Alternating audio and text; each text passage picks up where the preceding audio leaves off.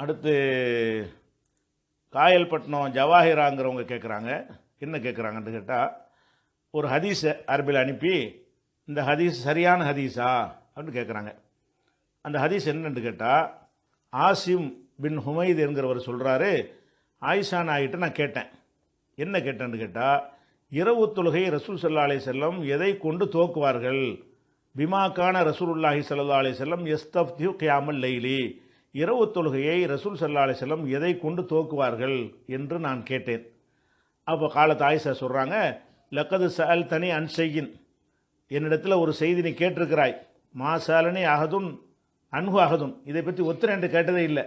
யாரும் கேட்காத ஒரு செய்தியை இப்போ தான் ஃபஸ்ட்டு நீ என்ன செய்கிற, என்கிட்ட கேட்டிருக்கிறாய் என்று சொல்லிவிட்டு ரசூல் ஸல்லல்லாஹு அலைஹி வஸல்லம் இரவு தொழுகை எப்படி ஆரம்பிப்பாங்க என்பதை வளர்க்குறாங்க. எப்படி வளர்க்குறாங்கன்னா, கான ரசூலுல்லாஹி ஸல்லல்லாஹு அலைஹி வஸல்லம் யுகப்பிரு அஷ்ரன், இரவு தஹஜ்ஜத் தொழுவதற்கு முன்னாடி தொழும்போது 10 தடவை அல்லாஹ் அக்பர் சொல்வார்கள். யுகப்பிர்னா தக்பீர் சொல்வார்கள், அல்லாஹ் அக்பர் சொல்லுவாங்க.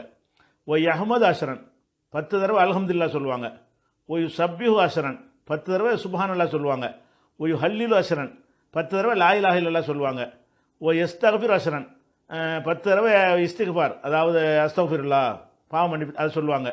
ஓ யக்கூல், அப்புறமேல் சொல்லுவாங்க, அல்லாஹு மகஃபிர்லி, இறைவா என்னை மன்னித்து விடு, வஹதினி எனக்கு நேர்வழி காட்டி விடு, ஒருசுக்குனி எனக்கு ரிசுக்கு செல்வத்தை வழங்கி விடு, வாஃபினி எனக்கு ஆரோக்கியத்தை கொடுத்து விடு, அவுது பில்லாஹி அல்லாஹ் உன்ட்ட பாதுகாப்பு தேடுகிறோம், மின் லீக்கில் மக்காமி யோமல் கியாமா, கியாமத்து நாளில் உள்ள நெருக்கடியை விட்டு உன்ட்ட பாதுகாப்பு தேடுகிறேன் என்று சொல்வார்கள். அப்போ இரவு தொழுகையை துவக்கும் பொழுது என்ன சொல்லணும்னு கேட்கும் பொழுது திடீர்னு தக்பீர் கட்டி தொழுகிறாம இதெல்லாம் சொல்லிவிட்டு செய்யணும் அப்படின்ட்டு இந்த ஹதீஸில் இருக்குது.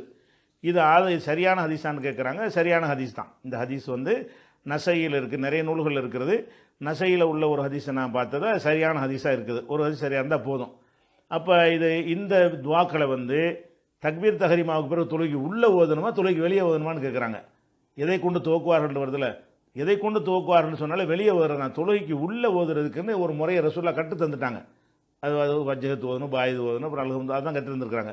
இந்த மாதிரி விஷயங்கள் எல்லாம் அது துவா ஓதுற எல்லாம் வந்திருக்கு இல்லையா, இதுகள் எல்லாம் தொழுகையை ஆரம்பிக்க எதை கொண்டு துவக்குவார்கள்னா துவக்கிறதுக்கு முன்னாடி உள்ள விஷயம். தொழுகையை தக்பீர் கட்டுறதுக்கு முன்னாடி இதையெல்லாம் சொல்லிட்டு அப்புறமேல இரவு தொழுகையை துவக்கணும். இதுதான் சரியான முறை. ரசூலுல்லாஹ் துவக்குவார்கள், இதுக்கு என்ன சிறப்பு இருக்குன்னு சொன்னதா ஹதீஸில் இல்லை.